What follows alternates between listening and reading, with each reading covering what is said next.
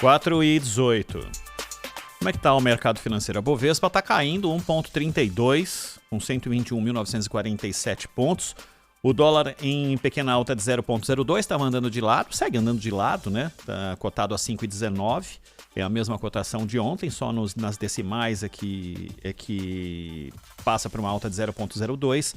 E o euro com queda de 0,21, cotado a 6,14. E por que eu estou falando aqui do mercado financeiro? Porque com toda a história, e o Zaidan longamente falou ontem sobre precatórios, é a coisa de... O Zaidan deixou muito claro. Quando você deve para o Estado, seja em qual das frentes do Estado, está devendo para o governo federal, você está devendo para o governo municipal, para o governo estadual, algum tipo de imposto, você é consumido até a última gota de suor para honrar com esse compromisso. Senão eles te levam até as calças. Mas o governo, por intermédio da figura mais importante da economia, que é o ministro Paulo Guedes, soltou ontem uma frase que chocou e muitos especialistas do mercado financeiro entendem como preocupante. A frase: devo, não nego, pagarei assim que puder. É só uma frase, Zaidan? Ou isso é um sentimento que está deixando claro que é um projeto de como tocar os precatórios daqui para frente para sobrar dinheiro para outras coisas? Vai ficar como uma frase que se perde com o tempo ou pode trazer danos mais momentosos, hein? Pode trazer danos porque foi falada pelo Paulo Guedes. Então não é um economista que propôs, o governo deveria parcelar os precatórios. Não é alguém opinando ou sugerindo. É o ministro da Economia, que afinal de contas é quem fala pelo governo.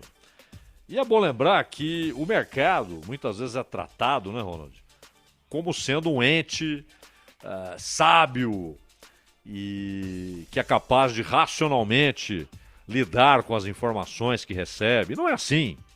Claro que não é assim. Primeiro, o mercado é tratado muitas vezes como um ente monolítico, homogêneo, onde todos pensam a mesma coisa e buscam os mesmos objetivos e querem os mesmos acontecimentos para que esses objetivos se realizem. Não é assim. Ali dentro do mercado você tem interesses divergentes, antagônicos muitas vezes. E grande parte da base não é feita por analistas. Esses analistas são contratados para lidar com investimentos alheios. Mas quem investe, o capital, ele é muitas vezes um animal assustado, buscando um porto seguro. Quando possível, um porto seguro e rentável. Em tempos de bonança, ele busca um investimento rentável. Quando a coisa aperta, ele quer um investimento seguro. Por isso que quando há uma crise, todo mundo corre para títulos do Tesouro Americano, que pagam pouco, mas você sabe que vai receber. Mas pagam, né? Mas pagam. E quanto maior a percepção de que aquele país vai ter dificuldade para pagar seu compromisso, cresce o que eles chamam de risco país. O Brasil, por exemplo, já teve um risco país muito mais alto do que hoje. E mais baixo também. Por quê? A percepção é que o Brasil será capaz de pagar. Quando são emitidos sinais de que o país pode ter dificuldades para honrar compromissos, esse mercado, que na verdade é um troço movido muito mais por impulsão do que pela razão, não são gênios reunidos ali tomando decisões racionais. Eles vão, muitas vezes, você tem um efeito manada, que acontece principalmente na Bolsa de Valores. Efeito manada é uma coisa comum. De repente, todo mundo sai vendendo. Aí tem, claro, aqueles caras que são profissionais. Quando todo mundo sai vendendo, eles compram, porque o preço cai. Não é? E quando todo mundo sai comprando, eles vendem, porque o preço subiu. Mas esses são os profissionais. A maioria vai no efeito manada, efeito Nelore. Opa, tá todo mundo vendendo, vamos vender. E uma declaração dessa não é nem por causa do precatório, que já é uma indecência a maneira como os precatórios são tratados no país. Porque o que é o precatório? É a dívida, por diversos motivos, uma desapropriação.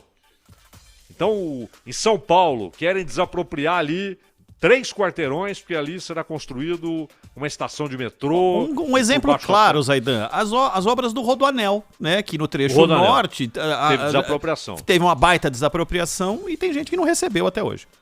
Exatamente. E aí o Estado vira devedor. Só que ele é o Estado, né? Então, ele não paga, ele empurra e trata de maneira leviana, com desdém. E na maioria das vezes, o credor é ali um sujeito que não é um especulador, alguém que tem que é credor do governo, como quem compra títulos para tentar ganhar dinheiro. Não, ele está ali, ele nem queria ter o precatório, ele queria ter o terreno dele, a casa dele, foi desapropriado. E não recebe. Às vezes o neto vai receber. O que eles estão estabelecendo aí é até uma racionalização no pagamento e tentando impedir que o pequeno credor seja atingido. Então, eles defendem que será garantida a quantia para pagamento dos pequenos credores. Só que, por exemplo, alguém que não é nada de extraordinário, o sujeito tem ali uma dívida superior a R$455 mil a receber, né? Tem o ativo de R$456 mil. Em 2022, ele vai ter o parcelamento disso. E haverá, para os precatórios, aí aqueles gigantescos, né, superiores a 66 milhões, é a regra permanente, que eles já seriam parcelados sempre em até 10 anos, sendo 15% do total no primeiro ano. Então, a reação do mercado não é nem pelo que disse o Paulo Guedes especificamente sobre o precatório. Quando o Paulo Guedes lançou essa ideia de precatório, o próprio governo falou: Paulo Guedes, isso aí não tem nada a ver, não podemos fazer isso. Houve reação. E o próprio Supremo se manifestou na época. Aquele negócio, como os ministros do Supremo do Brasil estão sempre dando entrevistas, alguns deles disseram: isso aí pode ser contestado. Isso aí pode ser contestado no Supremo. Eles não podem fazer isso com os precatórios. Então será contestado. Mas é uma lei. Não importa, você pode contestar se aquilo fere algum ponto da Constituição.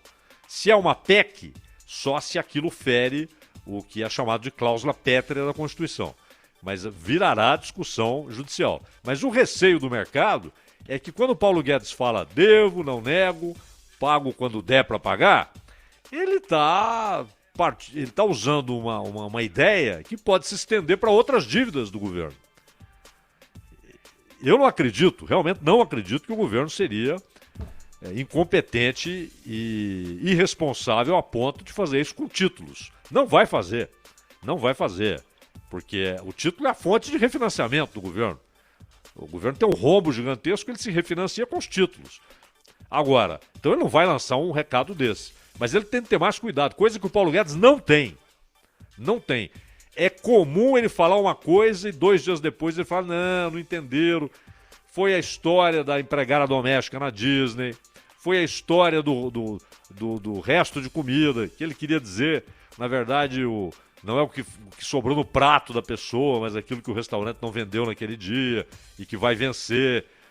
Mas ele fala de uma maneira descuidada e depois fica pedindo desculpas. Quando ele falou dos precatórios, ele tomou um chega pra lá. Só que agora, até para agradar ao Paulo Guedes, que não queria um aumento do Bolsa Família para R$400, nem a pau ele queria um aumento desse, porque ele está vendo que isso aí vai ter um custo para o cofre do governo, eles falaram: tá bom, Paulo Guedes, então a gente te entrega a ideia do precatório que você havia defendido.